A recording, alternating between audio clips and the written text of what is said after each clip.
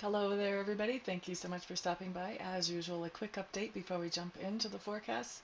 We are now at 44%. Woohoo! I love watching the numbers just go up, up, up. And I want to let you guys know there is going to be something very special, those of you who have donated. Once we get to the 50% mark, everybody who will have donated up until that time, there's going to be something very special that I will be offering you guys only. So not everybody that subscribes or sees these videos, only people who have donated towards my Reiki Apprenticeship Program will be given this special little surprise offering. So on to the forecasts. Hello there, Taurus. Thank you so much for stopping by for your weekly tarot video forecast for the week of December 12th through the 18th. What we have coming up for you on Monday is the Seven of Cups.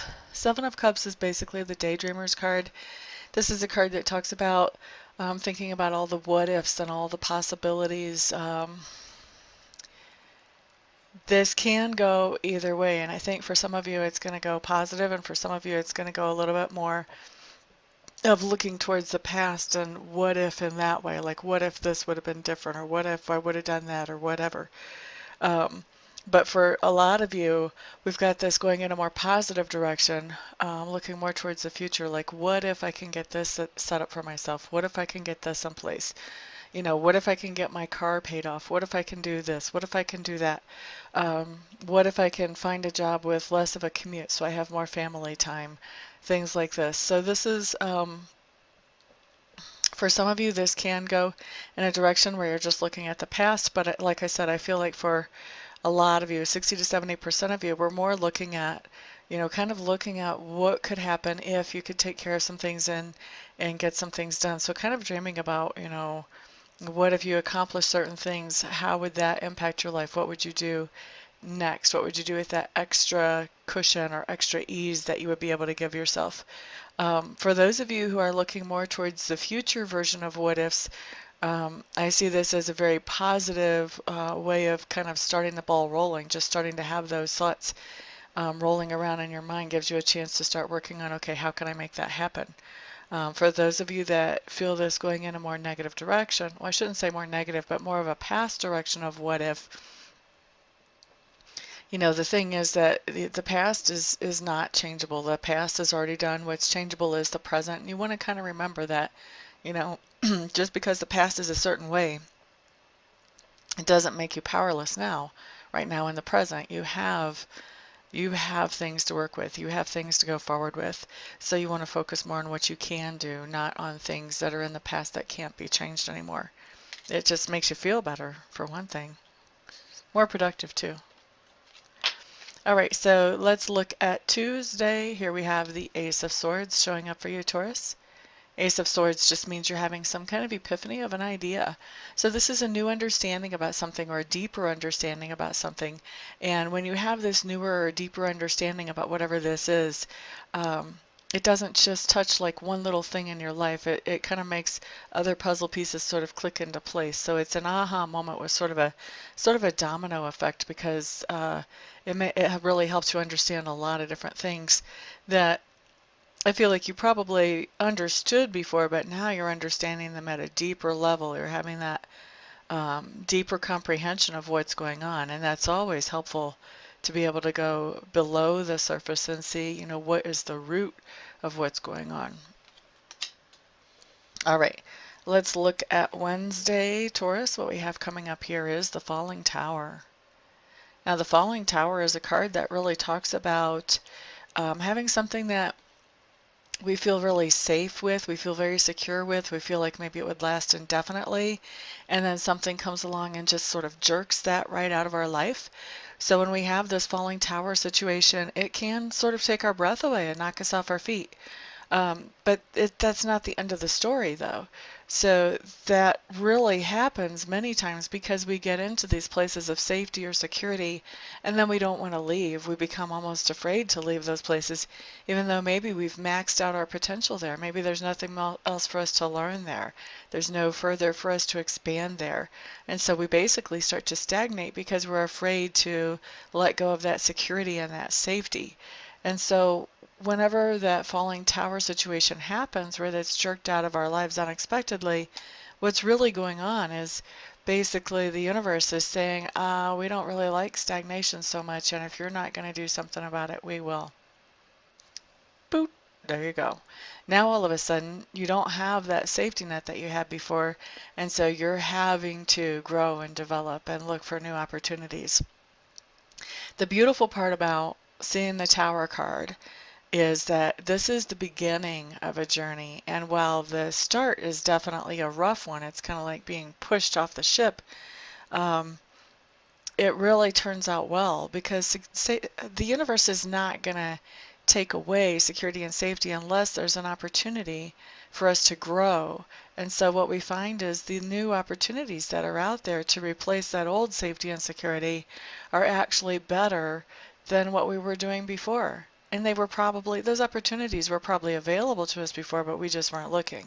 Now we're forced to look. And so it really is the beginning of a journey in which when you end up on the other side of this journey, you realize that you're much better off than you were before it began. Okay, so it can be very unsettling whenever the tower situation happens, but it really is a positive. It's the beginning of a positive journey and a positive change for you. All right, so let's look at Thursday.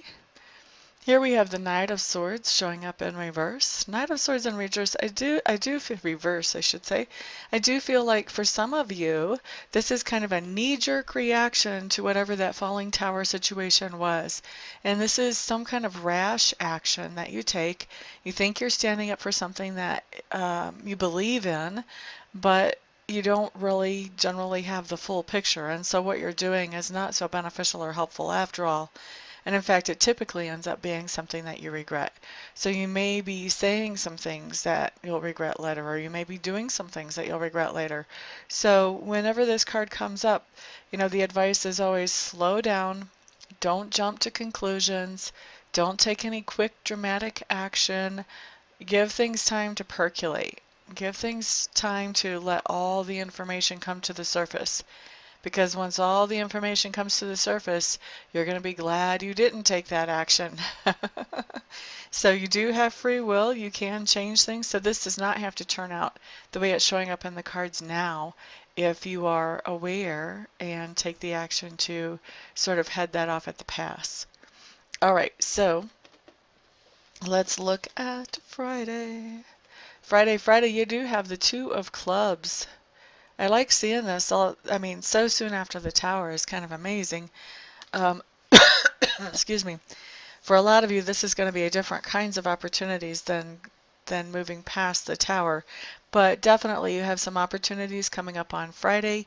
And the opportunities that you have in front of you are all good. Whether it's 2, whether it's 15, doesn't matter. These are all good. You can't make a bad choice here. Whatever you choose is going to be great. The thing is, you do have to choose one over the other or over the others just because you don't have enough time or energy or resources or effort or whatever to invest in all of these options or choices. And so you wouldn't get very far with any of them if you didn't choose one. So by choosing one, you get to actually move forward with one of these things. And, all of them are happiness making. You can't make a wrong choice here. I don't see you procrastinating about it at all. I don't think you'll have any trouble with that choice. Now, Saturday, we do have the Four of Cups showing up in reverse. And I like to see this card, actually. When it's right side up, it's my pity party card. So, not such a fun card. But when the Four of Cups is in reverse, this is really the opposite of pity party. This is looking at the bright side of things, being optimistic, looking at the opportunities that are in front of you, engaging with those opportunities and moving them forward. So this is a very positive, forward-moving, progressive card that comes up for you on Saturday, and I'm happy to see it, especially since we had that tower on Wednesday. This really feels strongly to me like, okay, now you've got your feet back under you, you've got your breath back, you are ready to rock and roll. Okay, what's next? You're going to go find that next opportunity that is better to replace whatever that was making you feel safe and secure before Wednesday. All right, so then we have Sunday, and we have the Star card on Sunday. This is another fabulous card, and this card just talks about things feeling right, things feeling comfortable, things, the gears clicking the way they should, everything going smoothly. And it's going smoothly because you have a sense of purpose, you have a sense of direction. You know what your goals are, and because you know what your goals are, that makes decision making easier. Everything just falls into place easier when we know what our goals are. And so that's what we have on Sunday, is you really know what you intend to accomplish, or what you intend to not accomplish, is what I'm hearing some of you say. Maybe some of you just want to intend to accomplish nothing but rest and relaxation and rejuvenation. That's fine. That's actually still that's still accomplishing something. That's important too. So, just knowing what it is that you want to accomplish just makes things go smoother. Not having that confusion about what you're trying to get done helps immensely. So anyway, that is your week, Taurus. Thank you so much, everybody, for stopping by, for hanging out, for liking, sharing, subscribing, and commenting. I do appreciate all of your support. Everyone have a fantastic week. I hope I'll see some of you here for Reiki sessions, some of you here for readings, and the rest of you I will see back here in the next video. Peace out.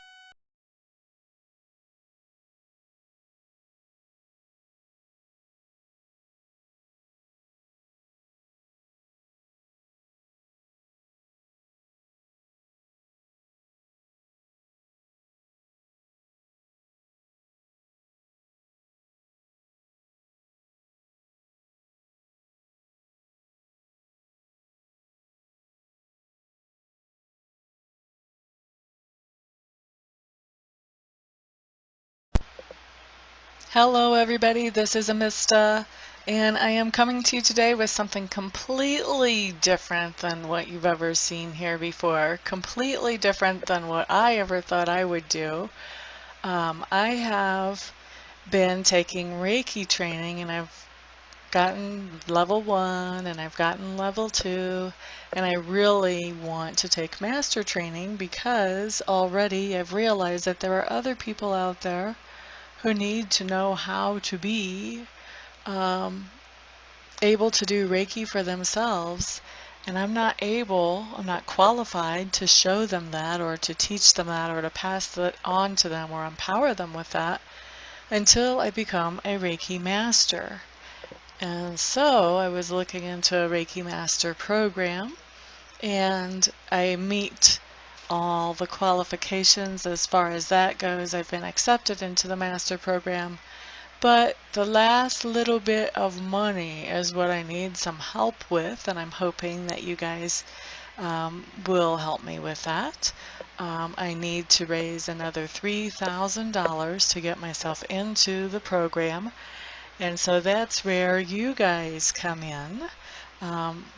What I'm doing is I am accepting very happily and very thankfully and very gratefully any donations that you may feel like you would want to give.